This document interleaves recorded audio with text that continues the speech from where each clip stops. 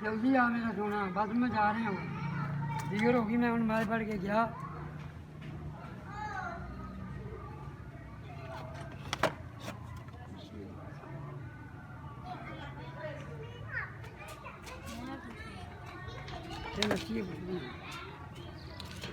ਹਾਂਜੀ ਸਾਹਿਬ, ਕਿੰਨੀ ਉਮਰ ਹੈ ਤੁਹਾਡੀ? 85। 85 ਸਾਲ। हाँ जी।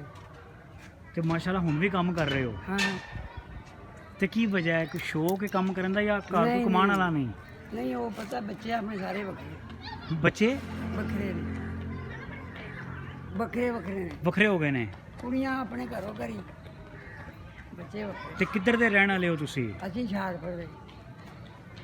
ਤੇ और ਕਿੰਨੀ ਕਮਾਈ ਕਰ ਲੈਂਦੇ ਹੋ ਇਹ ਵੇਚ बस ਕੇ? ਇਹੋ ਹੀ 500-700 ਰੁਪਇਆ ਬਣ ਜਾਂਦਾ ਸਾਰੀ ਦਿਹਾੜੀ, ਖਾਣੇ ਜੋਗਾ ਆਪਣਾ ਜੋਗਾ ਬਣ ਜਾਂਦਾ। ਤੇ ਕਿੰਨੇ ਜੀਓ ਘਰ 'ਚ?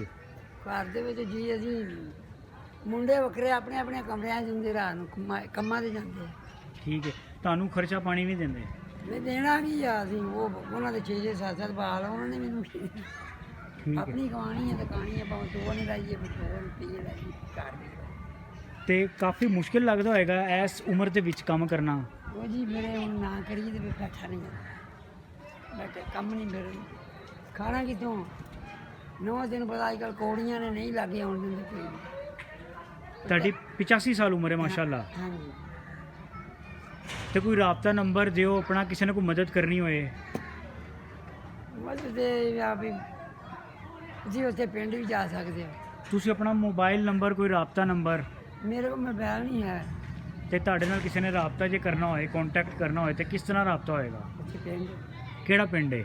ਉਹ ਮੈਂ ਲੱਗੀ ਬਾਬਾ ਇਹ ਕਿੱਧਰ ਹੈ? ਉਹ ਨਵੀਂ ਬਰੇ ਤੋਂ ਪਰਾਂ ਨੂੰ ਭੈਣੀ ਨੂੰ ਜਾਈਏ ਨਾ, ਪੁਰਾਣੀ ਨੂੰ, ਉੱਧਰ ਨੂੰ। ਕਿਸੇ ਪੁੱਤਰ ਦਾ ਕੋਈ ਰਾਬਤਾ ਨੰਬਰ? ਔਰ ਰਾਤ ਨੂੰ ਆਉਂਦੇ ਨੇ, ਆਪਣੇ ਆਪਣੇ ਕੰਮਾਂ 'ਤੇ ਜਾਂਦੇ ਨੇ। ਤੇ ਤੁਹਾਡੇ ਨਾਲ ਕਿਸੇ ਨੇ ਜੇ ਮੁਲਾਕਾਤ ਕਰਨੀ ਹੋਏ ਤੇ ਪਿੰਡ ਹੀ ਮੁਲਾਕਾਤ ਹੋਏਗੀ? ਹਾਂ। ਅੱਛਾ, ਜ਼ਰਾ ਆਪਣਾ ਤਫਸੀਲ ਦੇ ਨਾਲ ਪਿੰਡ ਦਾ ਐਡਰੈਸ ਦੱਸੋ। ਮੈਂ ਲੱਗੀ ਬਾਬਾ, ਉੱਚੀ ਬੋਲੋ ਜ਼ਰਾ। ਮੈਂ ਲੱਗੀ ਬਾਬਾ ਠੀਕ ਹੈ। ਸਰਕਪੁਰ ਸ਼ਰੀਫ, ਮੈਂ ਲੱਗੀ ਬਾਬਾ ਮਹੱਲਾ ਫਾਰੂਕਾਬਾਦ, ਗਰੀਬਾਬਾਦ, ਗਰੀਬਾਬਾਦ, ਸ਼ਰਕਪੁਰ ਸ਼ਰੀਫ। ਸਰਕਪੁਰ ਸ਼ਰੀਫ ਮੈਂ ਲੱਗੀ ਬਾਬਾ। ਮੁਹੱਲਾ ਗਰੀਬਾਬਾਦ ਆ ਕੇ ਤੁਹਾਡਾ ਇਸਮੇ ਗ੍ਰਾਮੀ ਹਾਂ, ਉੱਥੇ ਕੋਈ ਪੁੱਛੇ ਬਾਬਾ ਸਰਦਾਰ ਗੋਲੇ ਵੇਚਦਾ। ਬਾਬਾ ਸਰਦਾਰ ਗੋਲੇ ਜਿਹੜੇ ਗੋਲੇ ਵੇਚਦੇ ਨੇ, ਹਾਂ ਉਹਨਾਂ ਦੇ ਨਾਲ ਮੁਲਾਕਾਤ ਕਰਨੀ ਹੈ। ਹਾਂ। ਬੜੀ ਮਿਹਰਬਾਨੀ, ਅੱਲਾਹ ਤੁਹਾਨੂੰ ਸਿਹਤ ਦੇਵੇ।